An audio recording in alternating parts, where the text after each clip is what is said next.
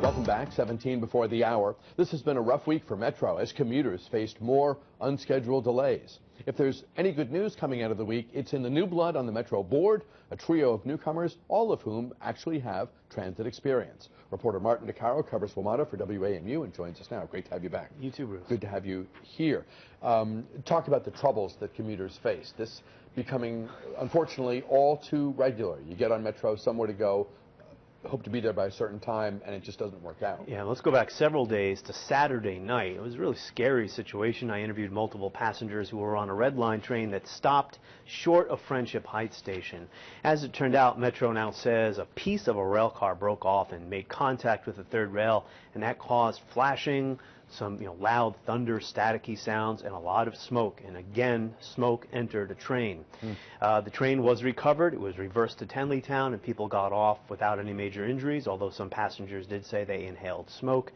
That was just the start of several days of bad news on the red line, but with different causes. We've had several what are called arcing insulators in the intervening days, which are called by the long-running, decades-old water leakage problems along that portion of the red line, Van Ness up to Medical Center. The oldest part of the system. Yeah, and so those areas opened. They were built in the 70s.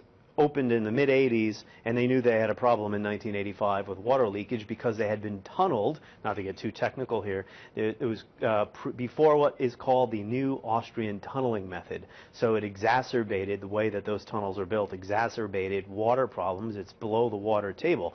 So overnight, Metro says their crews went in there and cleaned up muck and trash and cleared out drains and removed 600 bags, large outdoor-style trash bags, of filth and trash from just that short 3-mile stretch of the red line. And there's this maintenance surge on the red line that the general manager, Paul Wiedefeld, has just announced. Yeah, and that's going to continue through the end of the weekend. There are going to be up to 20-minute delays on the red line because of the single tracking. There is a Caps game, I believe, on Saturday night at Verizon Center, so people who are taking the train to the game, keep that in mind.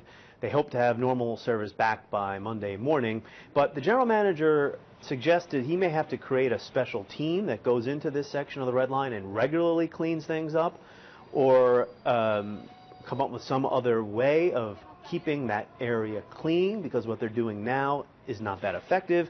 But a permanent fix to this water seepage is years away. Metro a few months ago canceled a major project that was about $12 million to do a permanent fix in the tunnels because they thought the contract was too expensive. His clear inclination is to really push forward in terms of the calendar and the pace of maintenance, repairs, etc., the things Metro needs.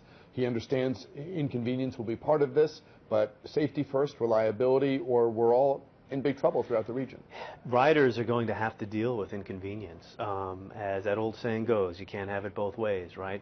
And federal agencies have been saying this for a long time now. Federal Transit Administration, National Transportation Safety Board, Metro is open, too many hours of service, not enough maintenance. Too many moving parts. I mean, you think of millions of moving parts. And only 2 tracks. Parts, right, so you don't have, as in other cities where there are multiple tracks and you can just close one section, go around, service continues. That's not what we have, sadly. The system wasn't built in the way it was in other cities 100 years ago, so it is what it is. Yeah, it's somewhat of a zero sum, right? You can't, as you just alluded to, you can't have service and maintenance at the same time, really. Single tracking is not a very popular way to go.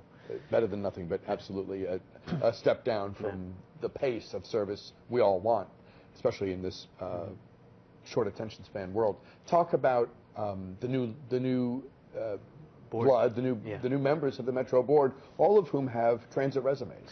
Yes, they're safety experts that Secretary Fox has decided to put on the Metro board. They will start in June. And it's Carol Carmody from the National Transportation Safety Board. She left the NTSB in '05.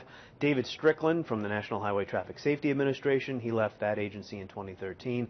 And one current safety official from the Federal Railroad Administration, Robert Laube, who's been at rail safety and rail infrastructure for 35 years. They will all be on the Metro board in June, and it's clear the word safety keeps coming up in all their job descriptions, what Secretary Fox has in mind.